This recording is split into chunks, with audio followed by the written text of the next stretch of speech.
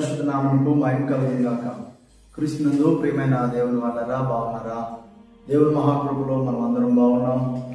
దేవుని యొక్క కనికరమును బట్టి, దేవుని యొక్క మంచితనం బట్టి, దేవుని యొక్క దయను బట్టి మనం కూడా కొనసాగబడతా ఉందని మనము గ్రహించాలి.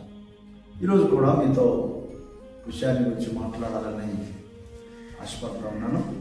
పరిశుద్ధ బైబిల్ గ్రంథం నుండి ఇర్మియా గ్రంథము 15వ అధ్యాయము 16వ వచనాన్ని మనము ధ్యానం చేస్తే, నీ మాటలు నాకు దొరకగా నేను వాటిని భుజించి దేవునికి అధిపతి యెహోవా దేవా, నీ పేరు నాకు పెట్టబడిన కనుక నీ మాటలు నాకు సంతోషమును, నా హృదయమునకు ఆనందమును కలుగజేయుచున్నది.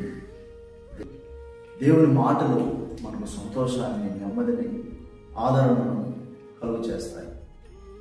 భక్తుడు అన్నాడు, నీ మాటలు నాకు దొరకగా నేను భుజించి తిని. అంటే దేవుని మాటలు వినాలి, దేవుని మాటలు తినాలి.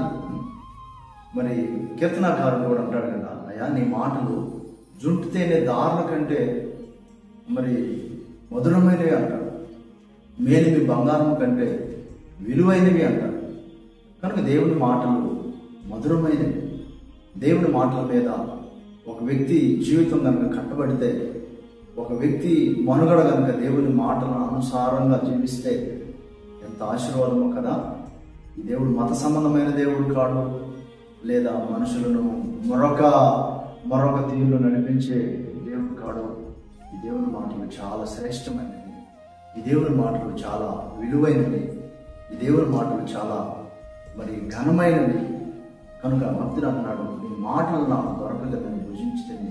దేవా, నీ పేరు నాకు పెట్టబడిన కదా, నీ మాటలు నాకు సంతోషమును, ఆనందమును కలుగు చేస్తున్నది. దేవుని మాటలు ప్రతిరోజు వినే అలవాటు మనం కలుగు చేసుకోవాలి. దేవుని మాటలు ప్రతిరోజు ధ్యానం చేసే అలవాటు మనం కలిగి ఉండాలి. తప్పకుండా దీవించబడతాం. ఈరోజంతట్లో ఈ మాటను నీవు మరి ధ్యానం చేయదువుగాక. దేవుని మాటలను అర్థం చేసుకో, తప్పకుండా నీకు మేలు జరుగుతుంది.